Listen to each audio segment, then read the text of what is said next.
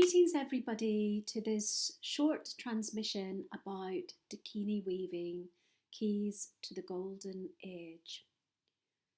In this transmission, we're going to talk a little bit about the concept behind Dakini Weaving, and also I'm going to briefly discuss the sections or the chapters in the first part of the book. I believe that this book is important in a time when many people are going through a process of awakening, because from many years of working with Indigenous tribes and having studied spirituality and being brought up at first in my early years in Christianity, I find that a lot of people are stuck of how to move to the next level.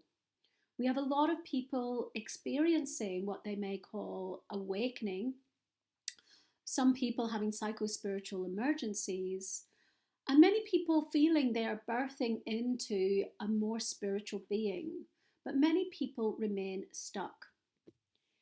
And part of my journey over the last few decades has been to spend a lot of time with Indigenous tribes and to really look at also this concept of altered states of consciousness. And something that struck me quite deeply was when I saw Graham Hancock speak at the Breaking Convention conference in London. It must have been around 2015 or 2016. And he had been placed on what he called the naughty corner of TED Talks for his discussion on the war on consciousness. And he posited that we are trapped in the alert problem-solving mode, and that this is hampering our possible evolution. And if we don't evolve, we may witness the end of our species, and not only that, the degradation of a lot of other species with it. And the first section of Dakini Weaving is very much about Indigenous knowledge systems, also principles of natural law, processes of karma and dharma, and understanding those a little bit more.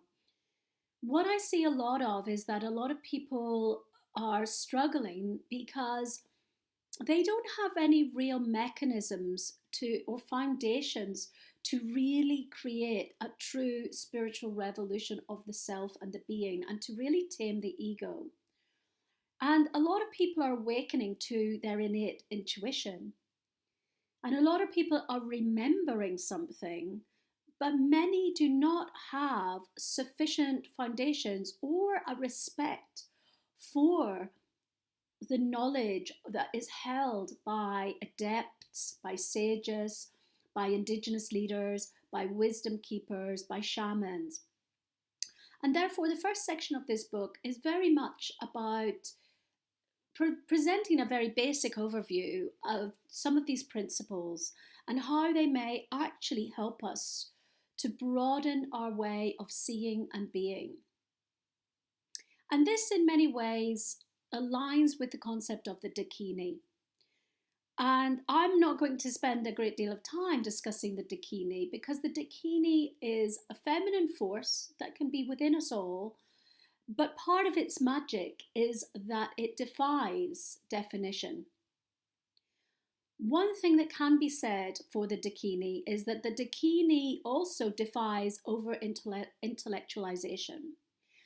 And having had an academic background, but being quite perturbed about the patriarchal clutches of institutions like universities, and this need to decolonize and to accept other frameworks of being, I really have noticed so many problems in the vertical construction of society and power relations that again keeps us in this alert problem-solving mode and in what some people would call the monkey mind, which is not where we're going to evolve, okay? And in many ways, the monkey mind and the ego are what have created this chaotic planet full of suffering. And so we examine the concept of this degenerate age, which the age of degeneration is a term that is used by Buddhist scholars and adepts. And we liken this to the concept of the yugas, which we hear of in Hindu cosmologies. And then I talk about the concept of the Aquarian age, the New Earth timeline, and the Golden Age. And we look at this shared field of aspiration that many people feel they have come into this body to contribute to. So the book has a discussion about this, about the age of degeneration to the golden age. And then we also bring in teachings from Kalachakra Tantra. And I'm very grateful to my teacher and root guru, Khenpo Rinpoche of the Jonang lineage, who is a master, an unbiased master of this tantric lineage, but also holds many, many teachings. He has been initiated by 25 different masters.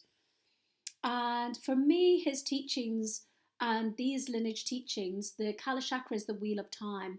This is a very comprehensive system, which we talk about increasingly through the book, but albeit in a very basic way to help people to understand some of the codes and principles that are sitting beyond our logical mind and that we can tap into if we start to unravel from the clutches of the alert problem solving mode.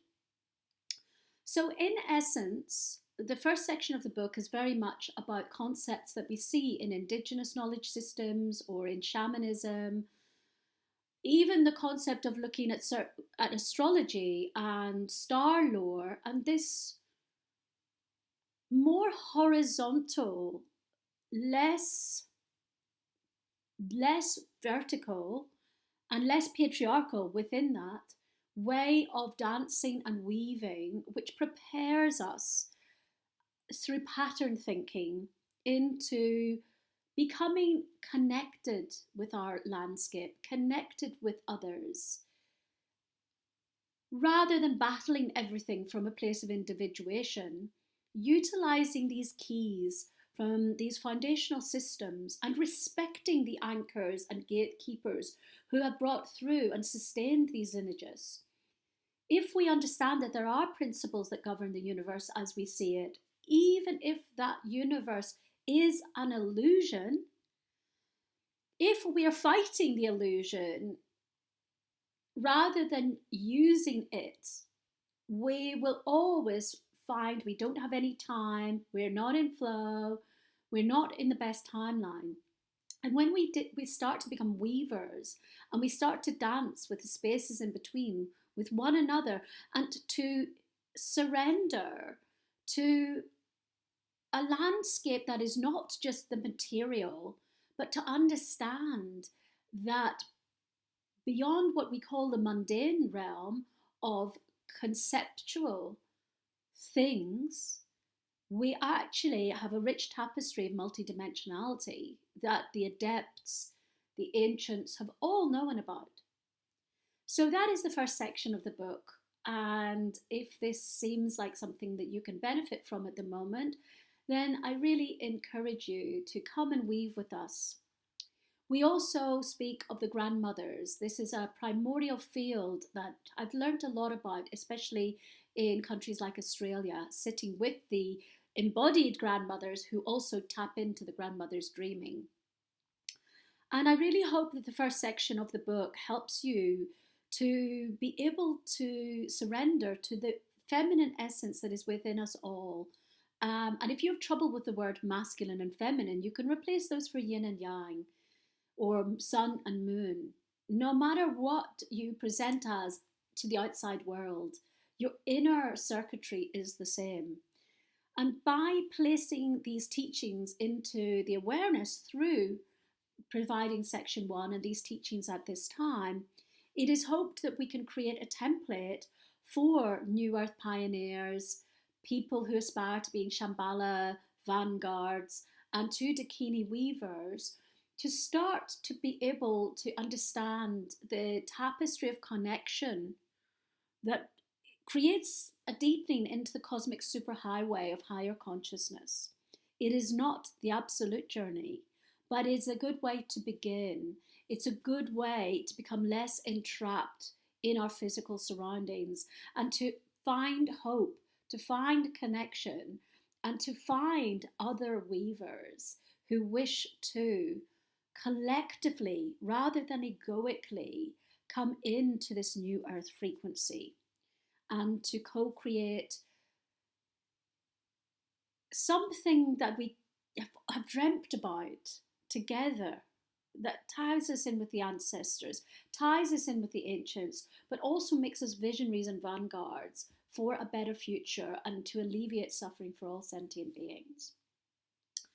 I just finally want to say that some of you may benefit more from the transmissions that each chapter has. So the book has always been presented in oral tradition first and then in written form to honour the vibrational force of natural law as it stands, because the text comes second, and this is where we create a lot of problems in the world when we over-fixate on textuality.